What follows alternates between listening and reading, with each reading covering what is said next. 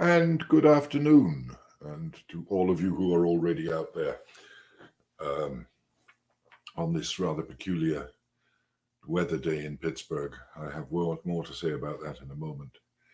But welcome to everybody who's to the early birds, and I hope wherever you are, a tree hasn't landed on your house or you're not flooded or anything other that could have happened over the last couple of days. And indeed, this morning. My God, the rain this morning. Unbelievable. It shouldn't be allowed. I blame Canada. It keeps sending that weather down towards us. Although this time it came up from the southwest. It wasn't Canada. It was the Carolinas. Well, you can't win everything. Anyway, welcome. Thank you, as usual, to the Allegheny Foundation, who have sponsored this year's series of webinars, without whom I'd be asking you to help us. But in fact, everything is covered and paid for the year. However, you can, of course, subscribe to the YouTube channel. I hope you do. It really does matter because the more subscribers we have on our channel, the more power the channel has and the more outreach it has. So please do, if you are watching, and especially if you watch again or if you watch it in the evenings, and I know some of you do because you can't make the 2 o'clock time. Please do actually add yourself as a subscriber to the channel. It helps us enormously. Usual thing, if you have questions, you can type them in. And if they're bigger questions, you can email me. And I'm still catching up on emails, but I'll explain why that is in a moment as well. And it's all weather related.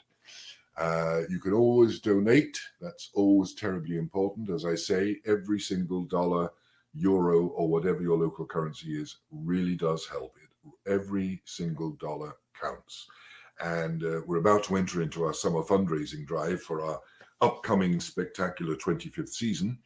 So I do hope that if you find you've got a few dollars, a few euro to spare, stick it in on the donation channel or on the donation button on the website, and we will be eternally grateful to you. You will become an even closer member of the family.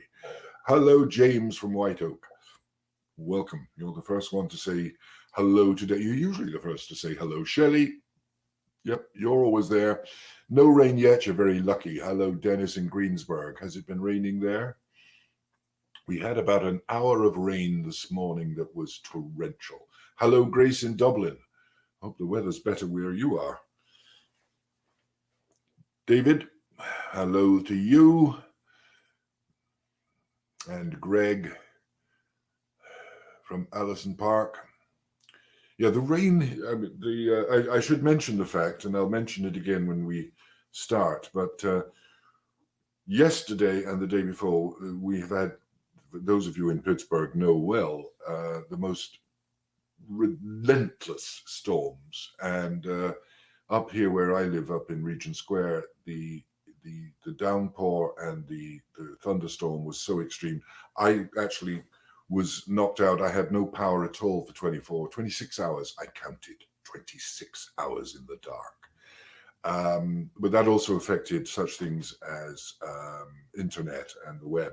So I'm apologizing in advance if there is any problem or if there's a slight weakness in the internet connection. It's not my fault. It's the fault of the heavens. Everything seems to be working fine at the moment, and I think we've had our last rainstorm for the day. But as I say, earlier this morning, there was another torrential downpour. But the last couple of days, all around my neighborhood, trees have been knocked down. Hello, Ken. Even myself, out in my backyard, I have a rather splendid North American tulip poplar, and about a fifth of it ended up in my backyard, which I have yet to clear because I'm lazy. But it's happening all over the place. It really is. I hate to go on about the weather, but my God, the weather in the last couple of days. And the glory is that for the next week or so, we are forecast to have nothing but cloud and rain. Ah, well. Hello, Helen. It's always a pleasure and a joy that you join us. I hope you're well.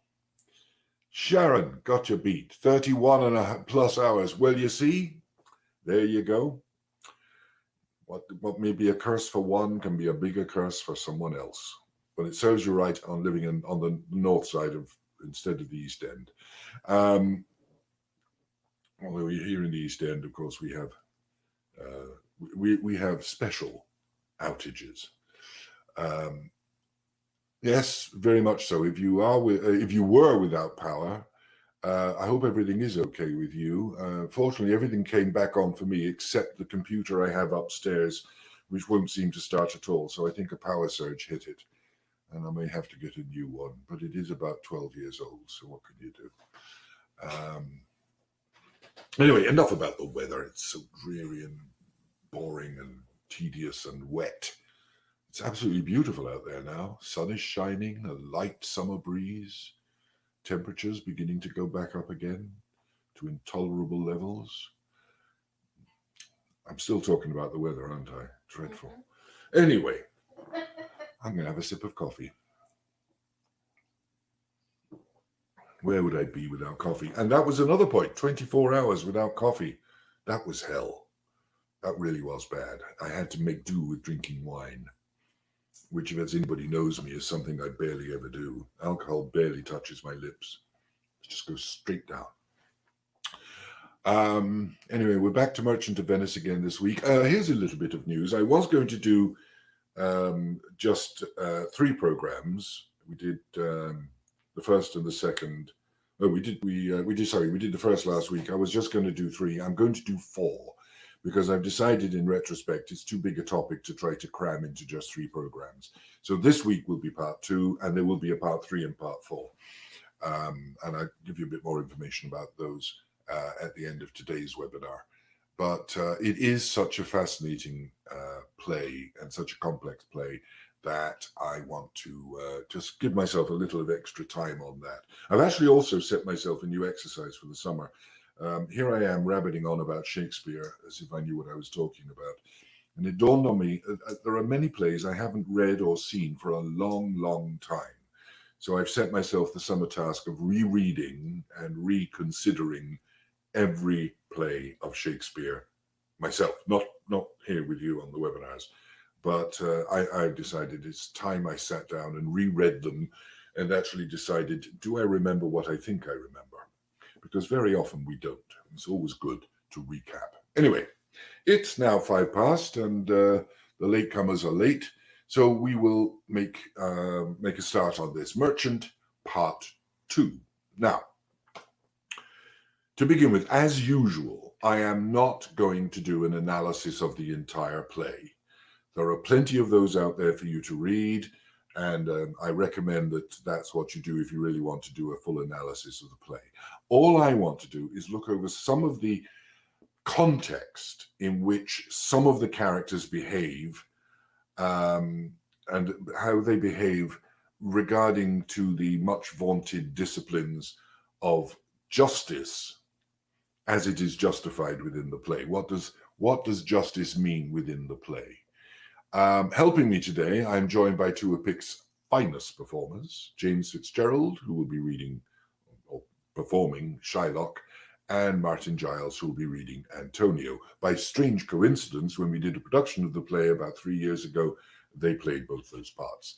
So I've asked them to join me on this, and I am deeply grateful to them for doing so. And also, I give thanks to the Theatre Authority, who give permission for them to appear.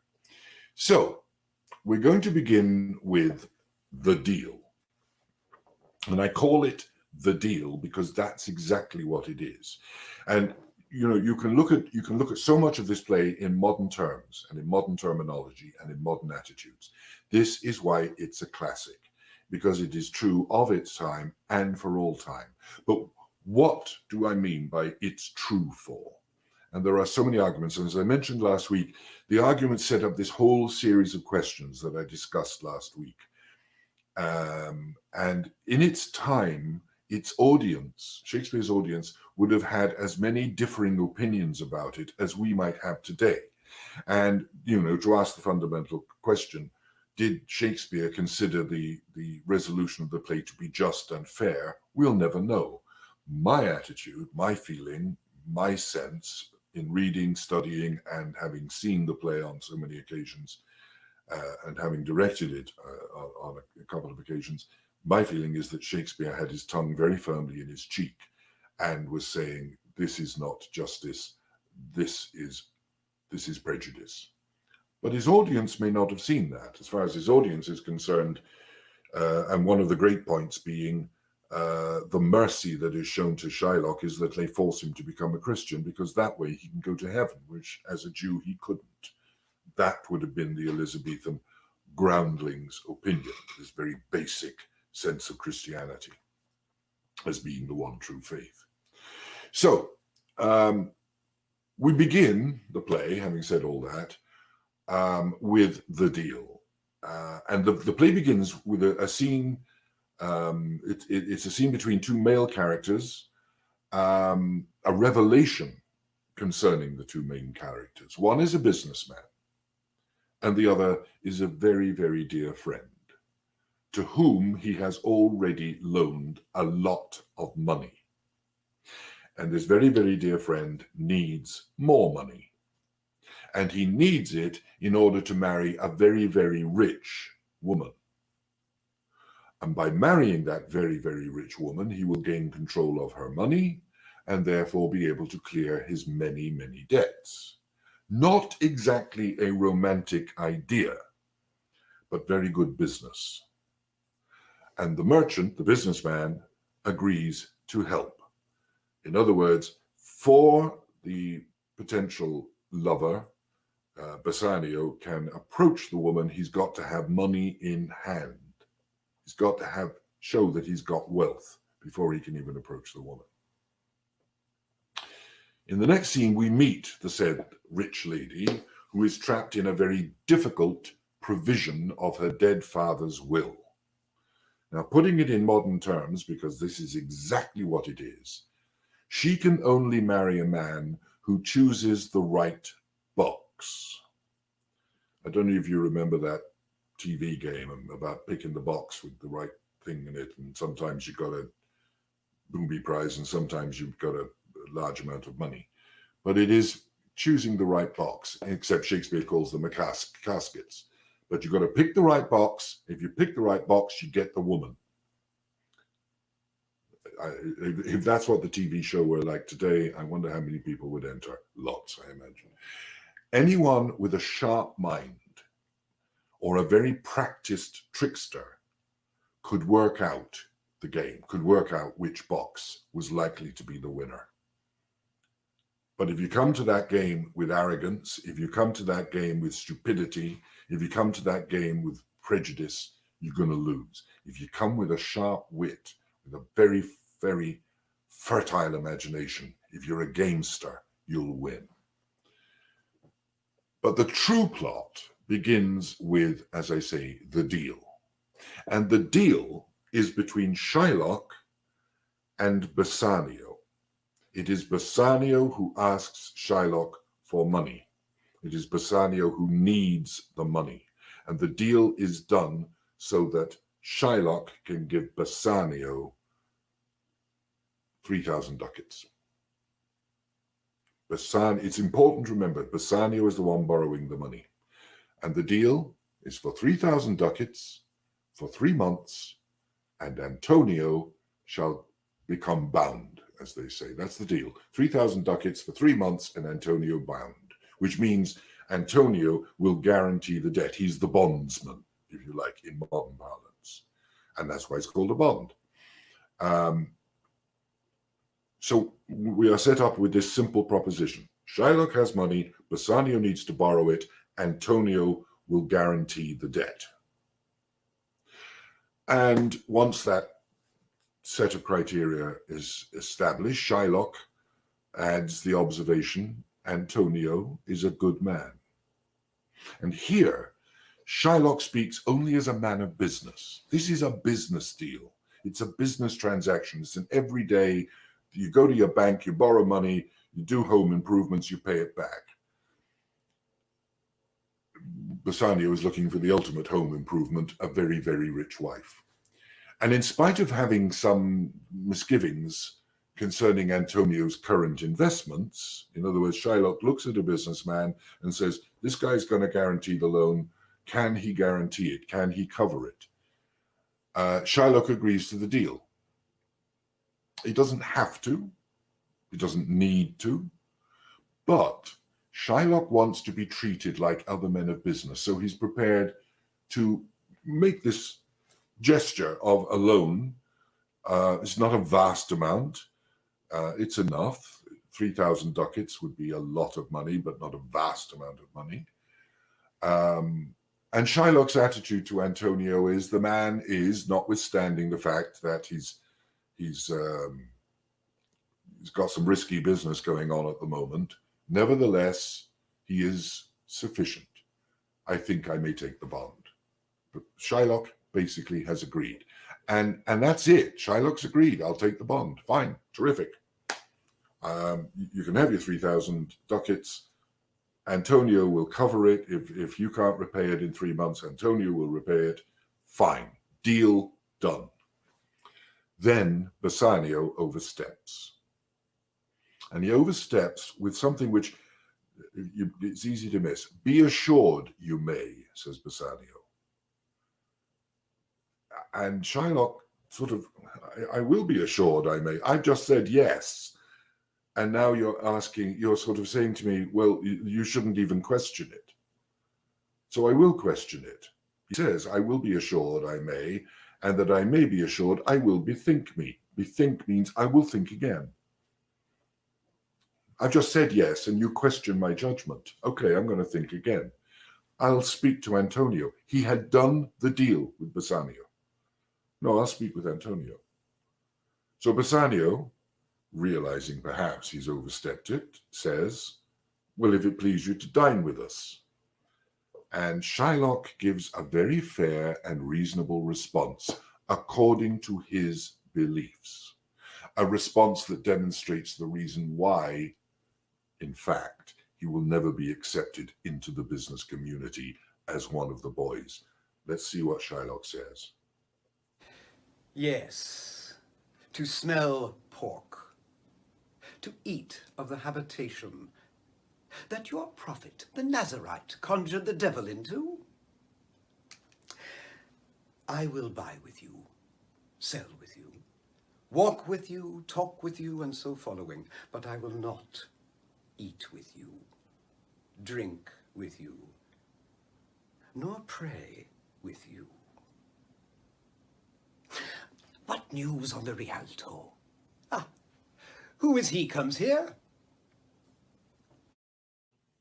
And the one coming here is, of course, Antonio. Just a little comment about that previous point. There's nothing offensive in what Shylock says. He simply says, well, you're Christian, I'm Jewish. I will not sit at your table. I won't eat with you because it will be against. You will present me with things, probably, that I cannot accept. So it's a reasonable rejection of the offer for dinner.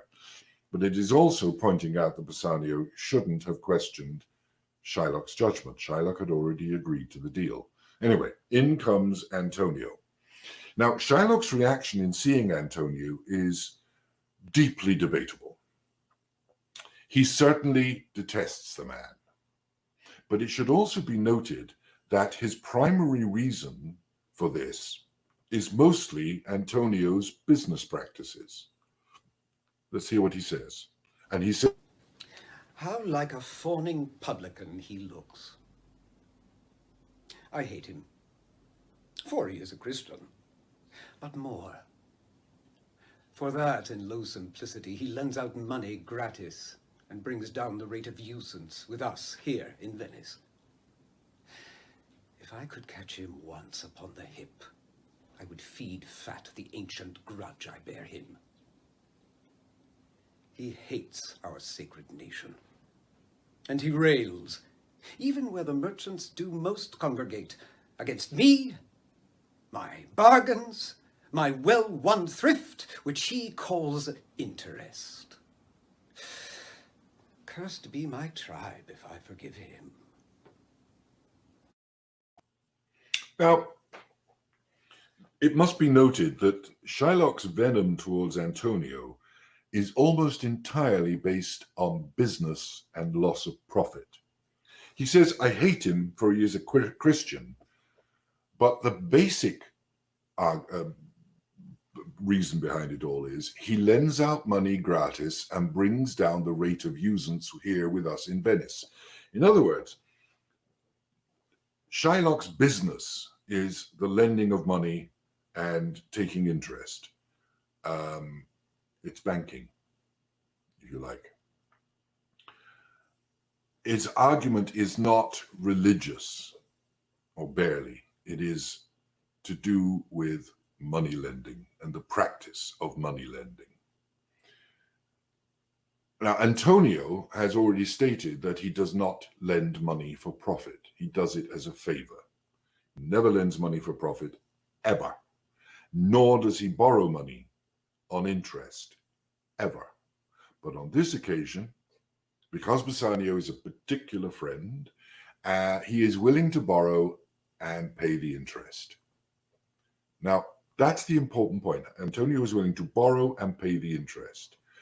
Shylock's comment to himself, if I can catch him once upon the hip, I will feed fat the ancient grudge I bear him.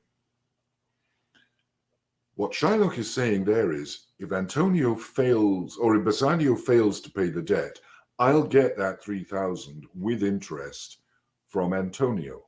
I will make Antonio pay me the rate, the full rate. I'll punish him by making him obey the rules. There is no question of anything else there. It is simply Shylock had approved a deal, agreed to it. Bassanio put a question in his way.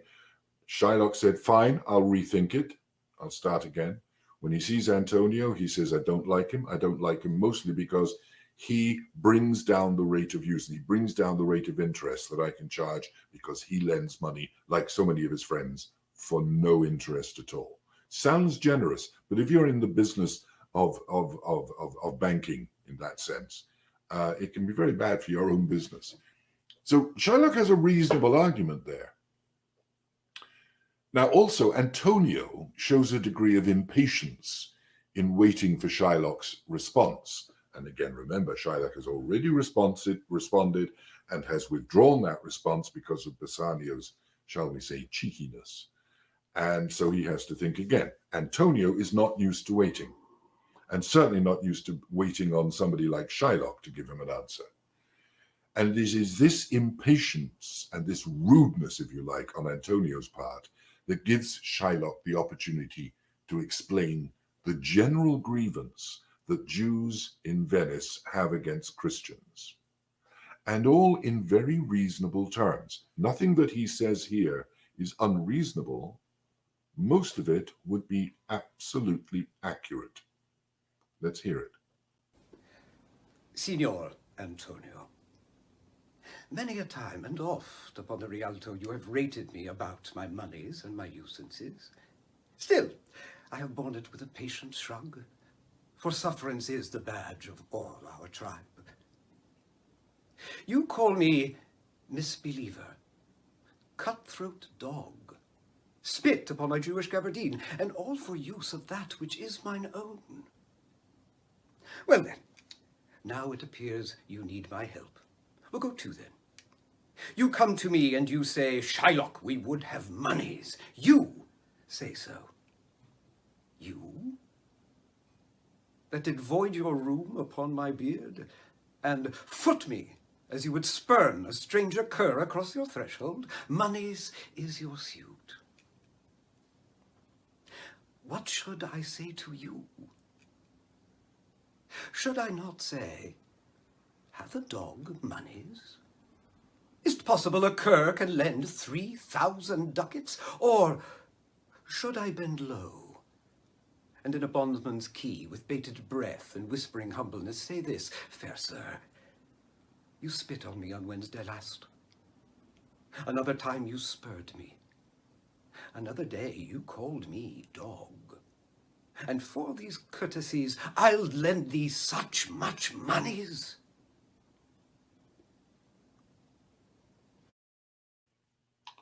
Now, if you look at that, there's nothing unreasonable in what Shylock says, because that is how, in Venice at the time, and probably all across Europe, and unofficially in England, because the Jews were barred from England, although they were still there, this is how they made their money. This is how they made their living, a lot of them. And there were other trades as well, don't get me wrong.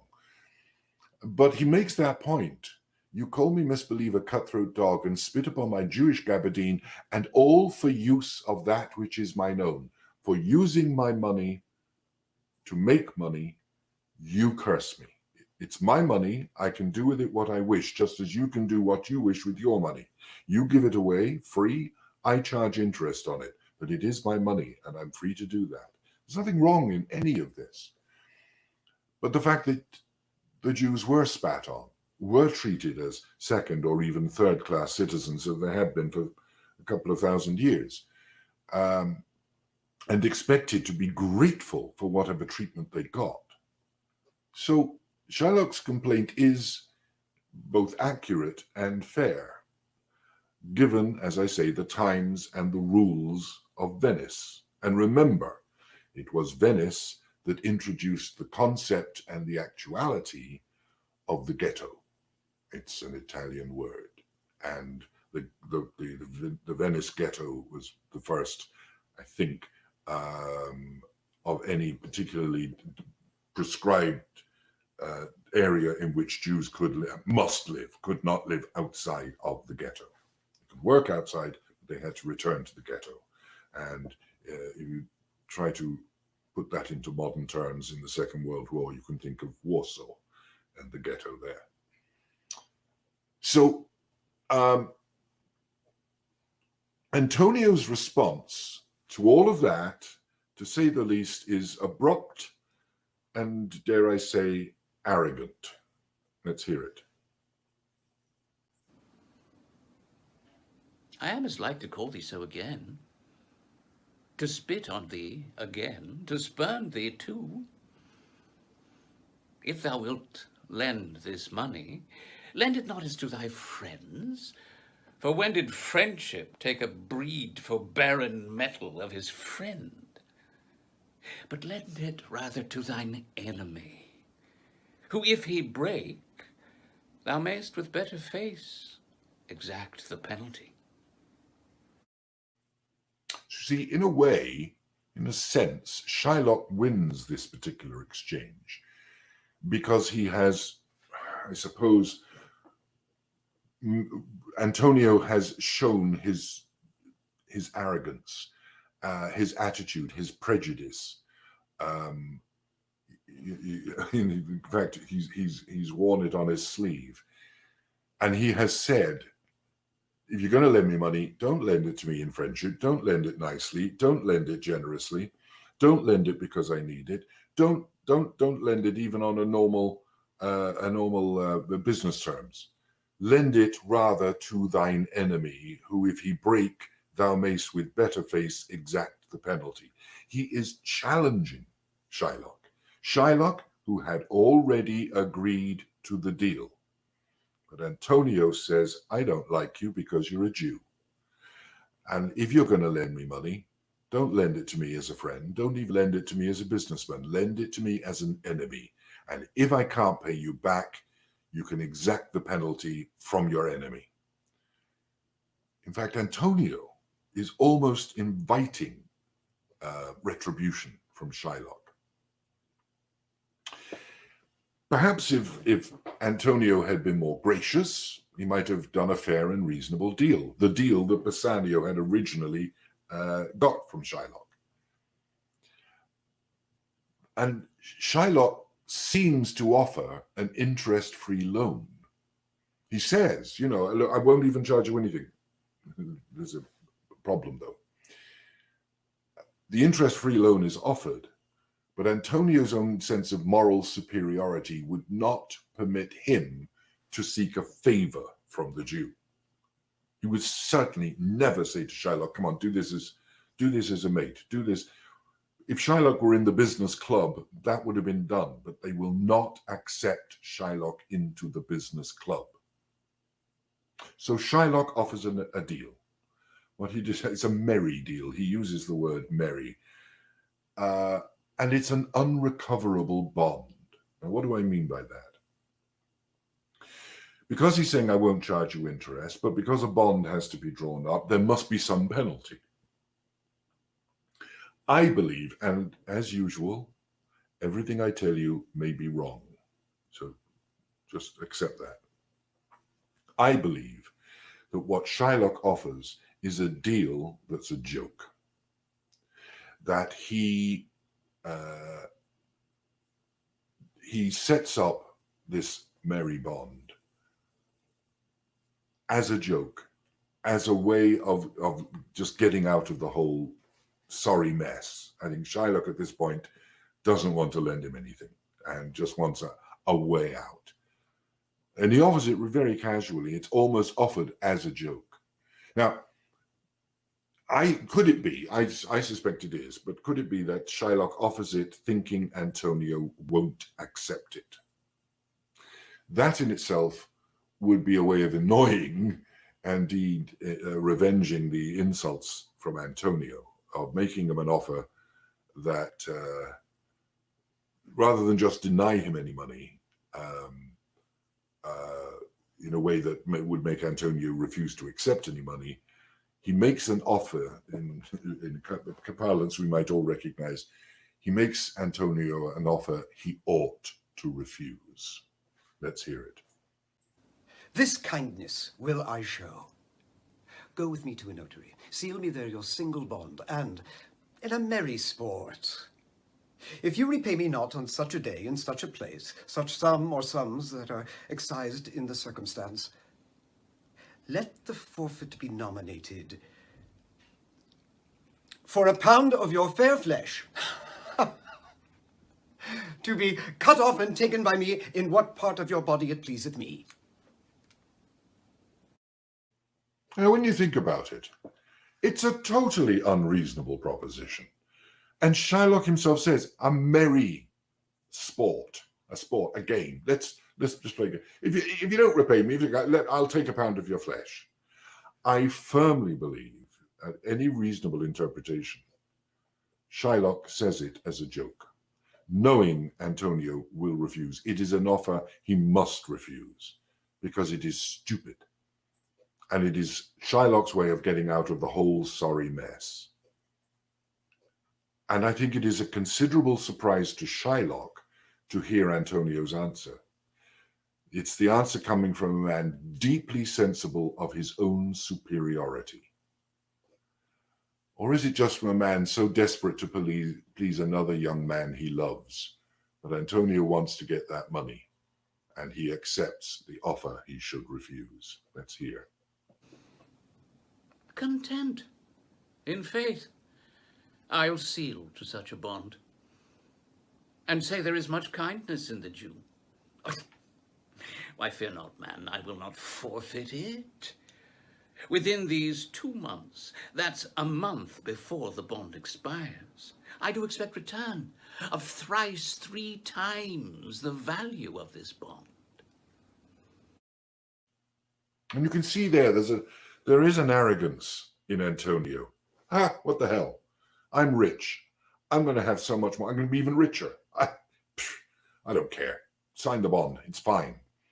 It is an act of arrogance and stupidity that makes Antonio sign that bond. I cannot conceive that at this point in the play, because again, very often when we look at a play, we look at it with knowledge. We have 20/20 hindsight. We know where the play is leading. We've read it, we've seen it, we know.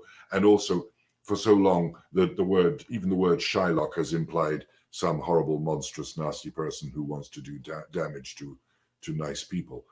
But we must ask the question, who are the nice people? And in this setup, neither Bassanio nor Antonio demonstrate that they are nice people. The person who makes the reasonable offers all the time based on good business sense is Shylock. And when Shylock knows, I think, my opinion, when Shylock realizes this is not going to work, they're not going to treat me nicely, they're not going to be kind to me, they're not going to accept me, I just want to walk away from this. But rather than walking away, he says, all right, here's your deal. You can have your 3,000 ducats, and if you don't pay me back, I get to cut your leg off. Nobody would take that seriously. And yet Antonio's arrogance says, fine, done deal. I'm rich. I can do this. But Bassanio smells a rat. Bassanio's distrust and dislike of Shylock seems actually to be deeper rooted and far less trusting than Antonio's. Bassanio suspects a trap. Bassanio would suspect a trap. If you are yourself a trap maker and a trickster, you'll tend to see it in others. And that's what we will see next week, I think Bassanio is. And yet, Shylock shows only reason and generosity as his response. When Bassanio questions Shylock's decency in making such an offer, when he questions whether Shylock is just trying to entrap and punish, when Shylock questions whether Shylock's motives are in fact violent and have a bloodlust behind them.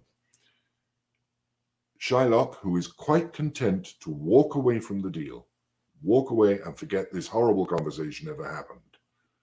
Shylock shows reason and generosity in his response. Listen to this one.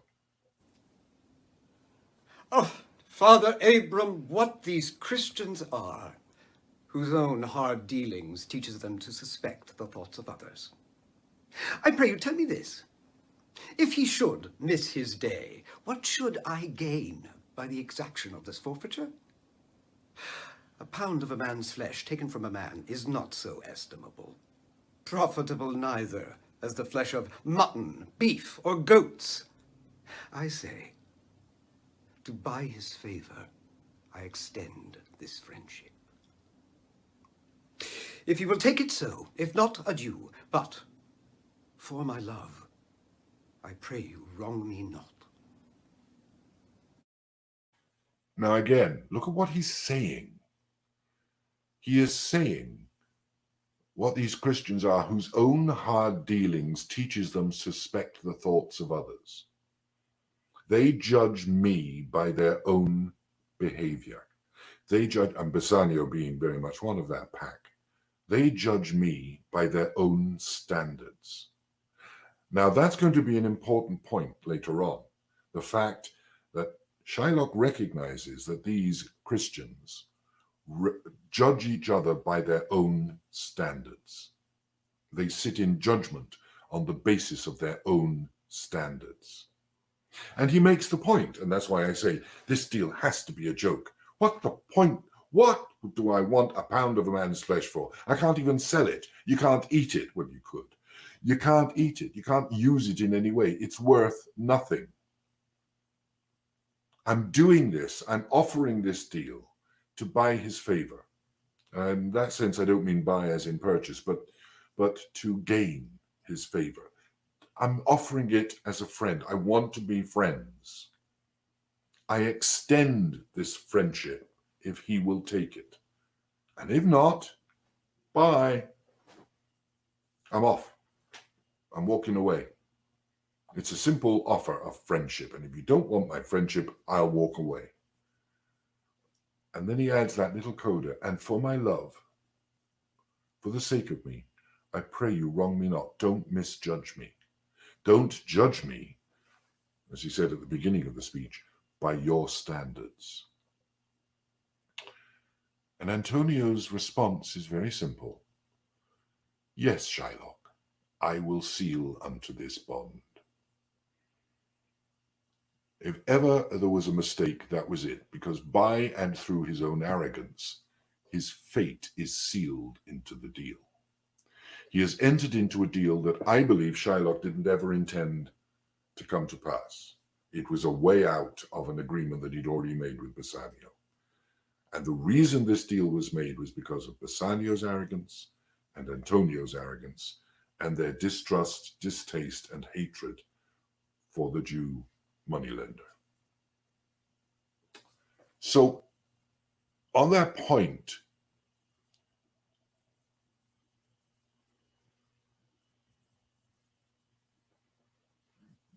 we have to keep asking ourselves the question, what is Shylock?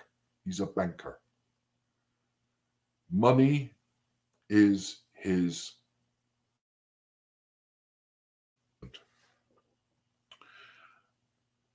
But after that exchange, and over a series of events, which I'm not going to go into in depth, over a whole series of events, including his daughter, Shylock runs a strict house. He is Jewish, and he is probably what we would describe today as Orthodox.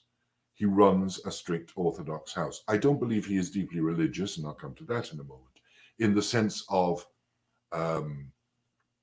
observing religious practice, but he does observe the traditions of Orthodox Judaism. His house is sober. And to his daughter, it is boring. She is a young girl forced to live under strict Orthodox rules. But a Christian, a young, attractive Christian, has seduced her. And she agrees to elope with him. And when she elopes with him, well, she takes a lot of Shylock's money. I think that Shylock turns from wanting to be part of the business community, the gang, the club, into an instrument of justice and vengeance because of this sequence of events. And the sequence of events are perceived by him to be a series of Christian insults against him. Because, excuse me, because he is being judged by them on their terms, so he will judge them back on their terms. After the elopement of his daughter with this Christian, and when she eloped, it wasn't just her who left the house, she took a large amount of money with her and jewelry as well. After this has happened, he meets with two of Antonio's friends. And it's a very important little scene. Solario and Salenio, who are always confused for one another. In fact, the great John Gielgud always described the two characters as the Salads, because they both began with Sal.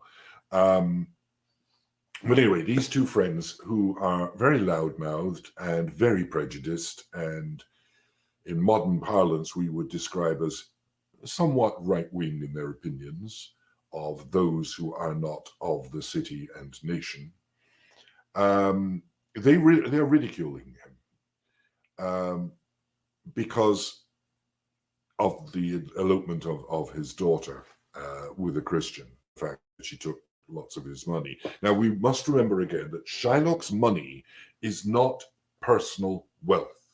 He has that.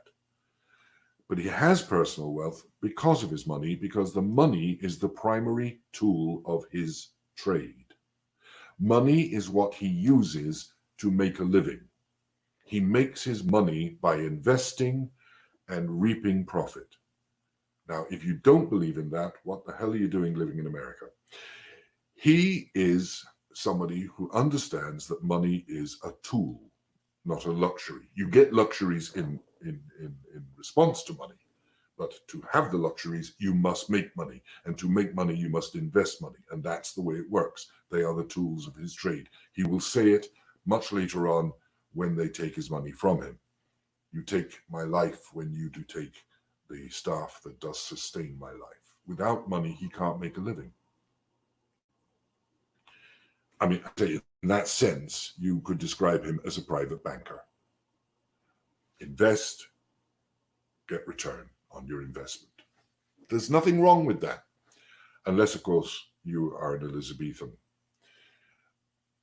So in this exchange with the Salads, Shylock is very aware that Antonio's financial ventures are failing. Antonio's certainty that he would have thrice 3 times the value of the bond, which is a lot of money. Thrice 3 times is, for 3,000 ducats to 27,000 ducats. That's a big investment he's got out there on those ships. And the ships are disappearing. They're sinking. They're caught in storms. They're run aground. The potential for Antonio to make money back is disappearing rapidly.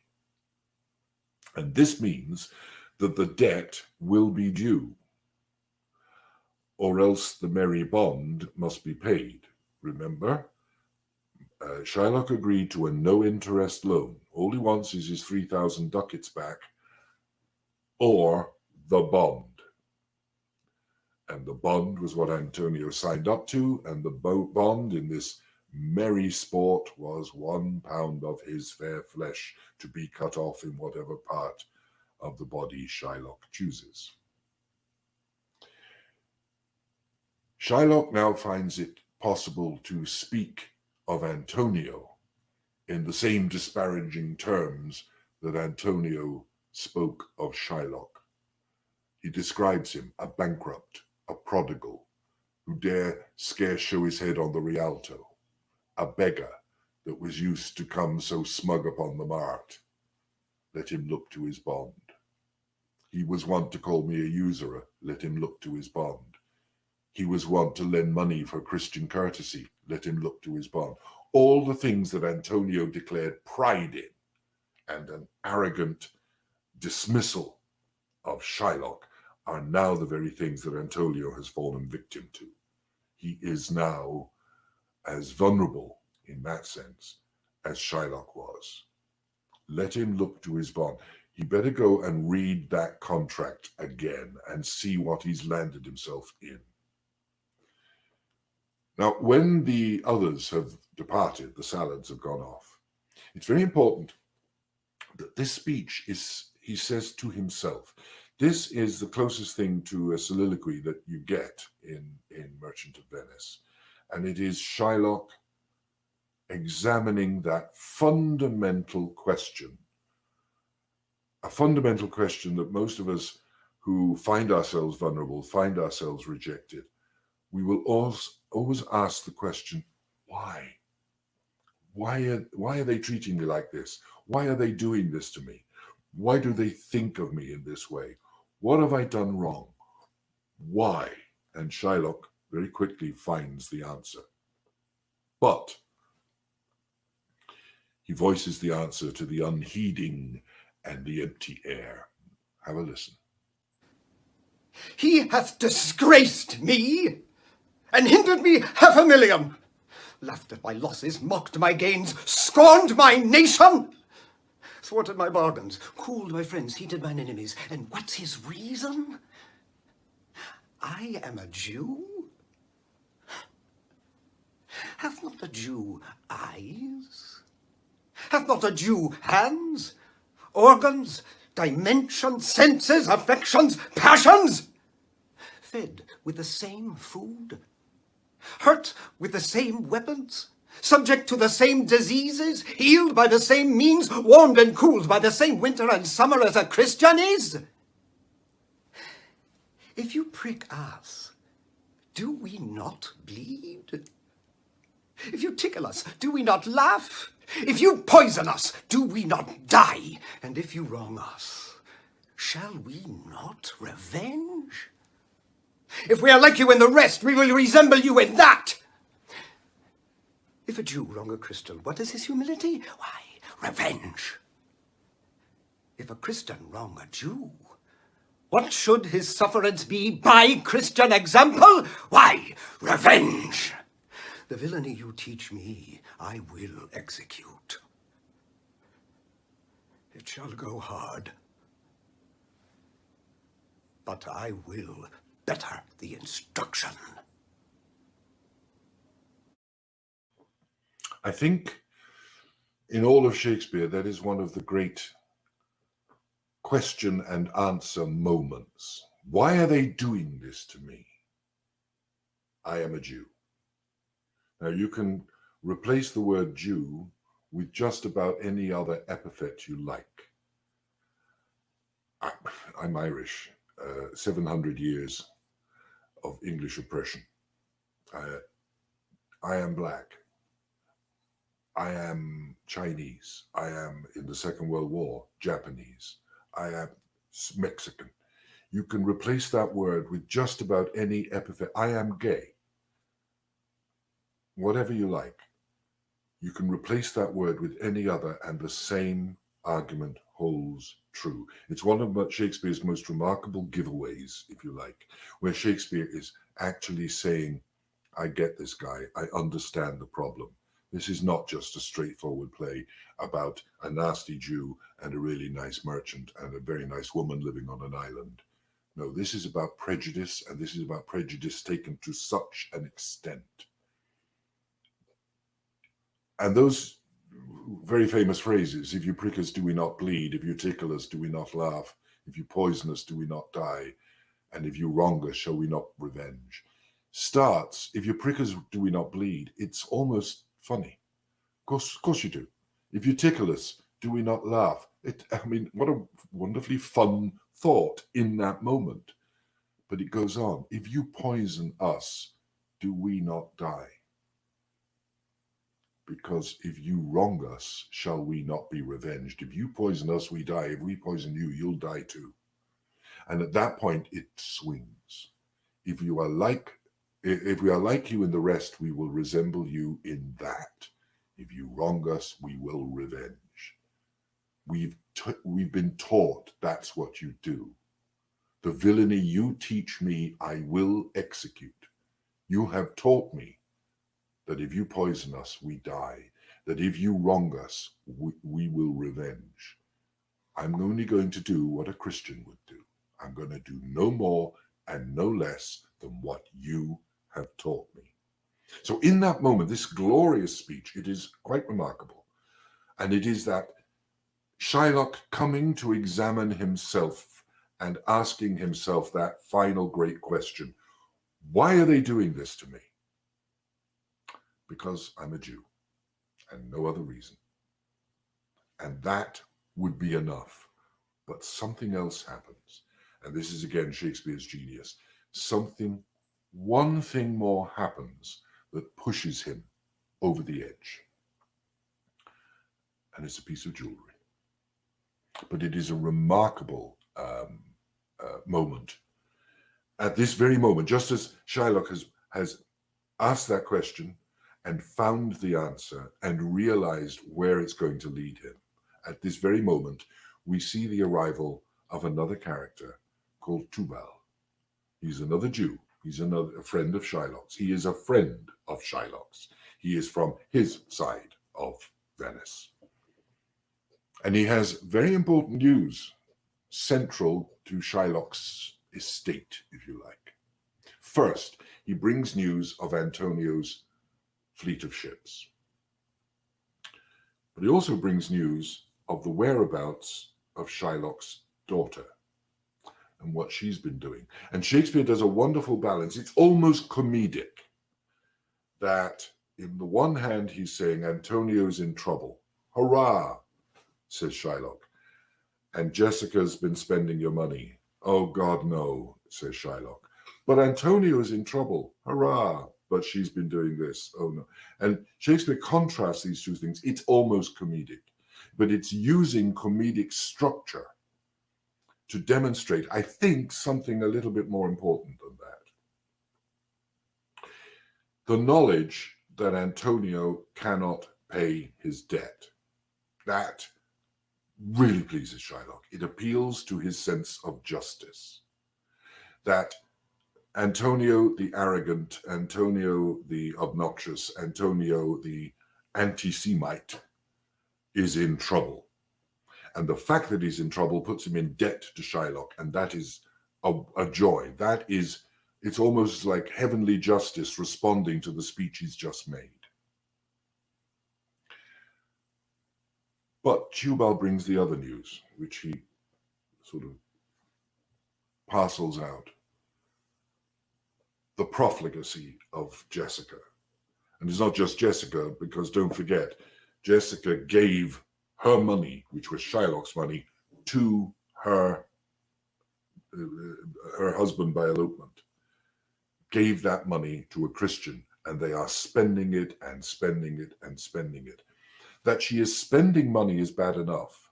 But what she is actually doing, and remember what I said before, the tools of Shylock's trade are money. She is taking from his resources and spending them. It is throwing away the resource by which Shylock lives, by which she lived. The very money that she has stolen and taken, the very jewels that she has stolen and taken, were made by the profit that Shylock made through his trade as a moneylender. So it's not just Shylock going, oh, my ducats, oh, my daughter and my ducats, she's spending all my money. It's not a miser speaking, it's a businessman. I've lost my daughter and I've lost my money, and my money is what gives me a method of living, and my daughter is what gave me a reason for living. And both have been taken from me by Christians. You see the link? But there is worse. There's something far, far worse. She gave away a ring of Shylock's, and she gave it away to buy a monkey. Shylock's reaction to this is both very moving and very, very human.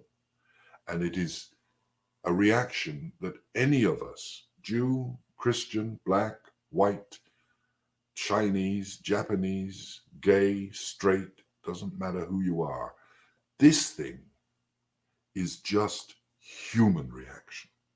It has nothing to do with Shylock's religion or nationality or anything. This is pure human reaction. When he hears that she gave that ring to buy a monkey, this is what he says. Thou torturest me, Tubal. It was my turquoise. I had it of Leia when I was a bachelor. I would not have given it for a wilderness of monkeys.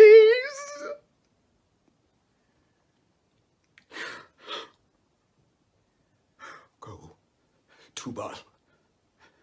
Fee me an officer. Bespeak him for the fortnight. I will have his heart if he forfeit. For with him out of Venice I can make what merchandise I may. Go, Tubal, to our synagogue. Go, good Tubal, to our synagogue. Tubal. If you can't recognize the pain that Shylock feels at the loss of that ring, you can't understand what happens at the trial. That is a human reaction. It is not business, it is not Jewish, it is human. That one precious memento of his dead wife, the ring she gave him before they were even married, how important that was to him. And his daughter gave it away to buy a monkey. So on top of what we've just heard, on top of his reaction to Antonio's losses, on top of his determination to punish Antonio for religious slights, for racial slights, because he was a Jew, suddenly comes this incredibly personal, emotional reaction to something caused by a Christian. And the human reaction is, I want revenge. Not the Jewish reaction, not the racial reaction, the human reaction. Fee me an officer. In other words, set up a bondsman.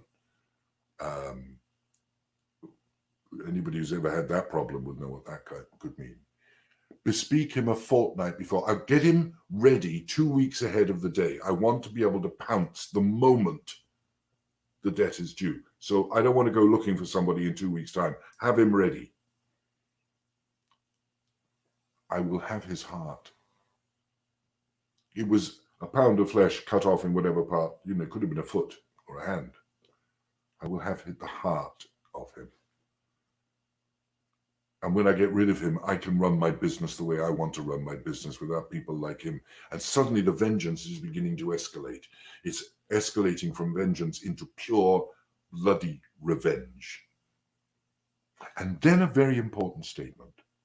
As I said before, Shylock does not show signs of being deeply religious, but very much true to the traditions of his faith, running a frugal, a somber house, all of those things, obeying all the fundamental rules of not eating pork and doing all of those things. A traditional Orthodox Jew. But in this sense, he finally uses a word, and it's the first time we hear it, because it's not simply financial loss that motivates Shylock now. It is a demand for moral justice. This is the first time in the play that Shylock mentions the word synagogue. His Jewishness may be his very identity. It may drive his very being, but for the first time, he brings the need for religious observance into the play from the Jewish perspective, something that is never referred to from the Christian perspective. Being a Christian is political. But Shylock brings the religious aspect in from the Jewish perspective, shows more sense of religion than the Christians ever do within the play. He has suffered a personal humiliation brought about by Christian intervention. He has suffered financial loss brought about by Christian overinvestment and risk-taking. But it is the personal humiliation that drives Shylock to seek both justice and revenge. And the justice he seeks will be seen in the courtroom scene. It's often called the trial. It's actually not a trial, it's a hearing. But that we will, and this is why I'm now going to do 2 more programs and not 1. Because next week, my plan is to take a look at the lovely Portia, the, if you like, heroine of the play. She, who is always lauded for her great plea for mercy. But I want to take a brief look at what she's really like, what she's really about, and how effective her sainthood truly is. And then in the final program, we're going to take a look at the court scene, at that scene of where justice and mercy are put in the scales, and we'll see which one comes out on top.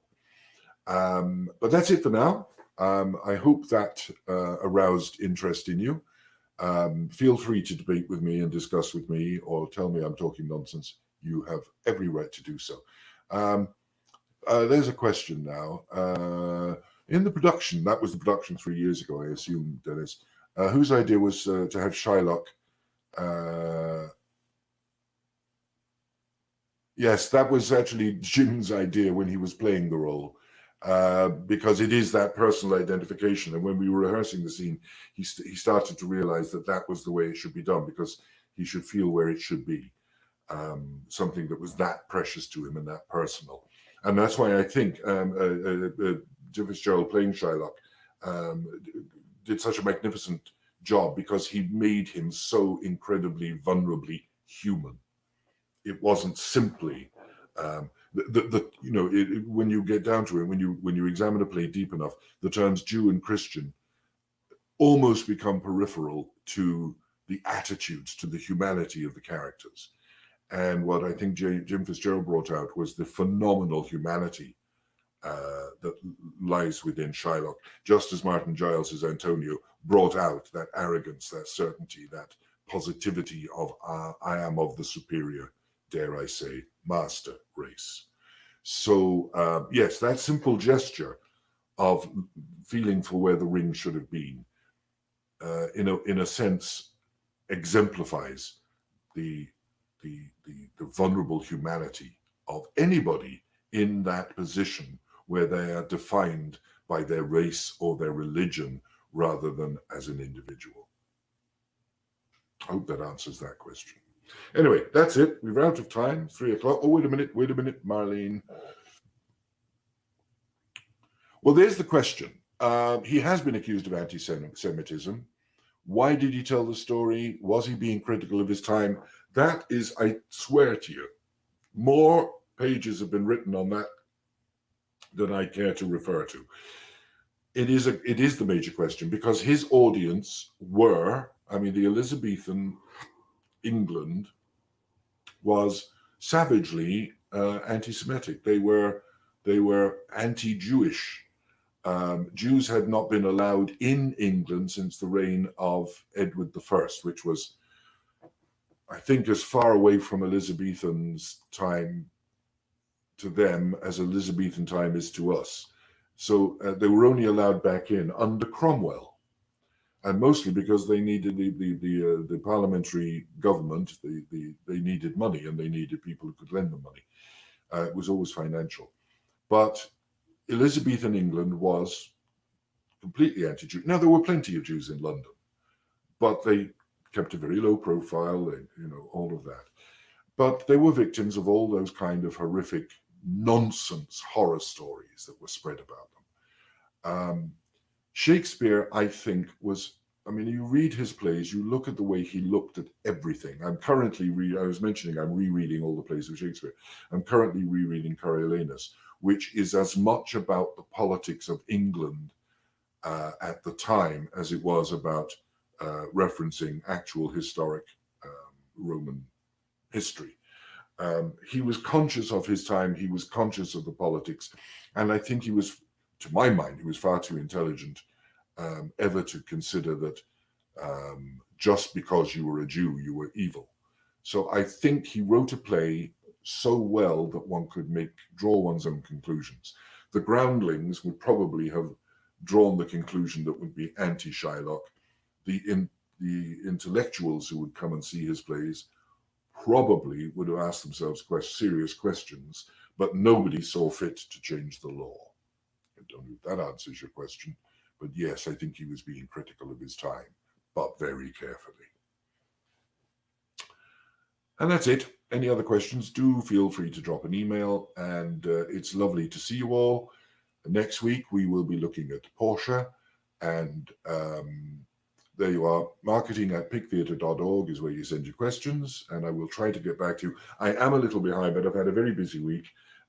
We've just appointed a new staff member, a new associate producer, and we've had storms and all sorts of things and power outages. So I promise I'll answer every email I'll get to them. I will. In the meantime, have a wonderful week. I hope it doesn't rain too heavily on you, and see you all next week. Bye for now.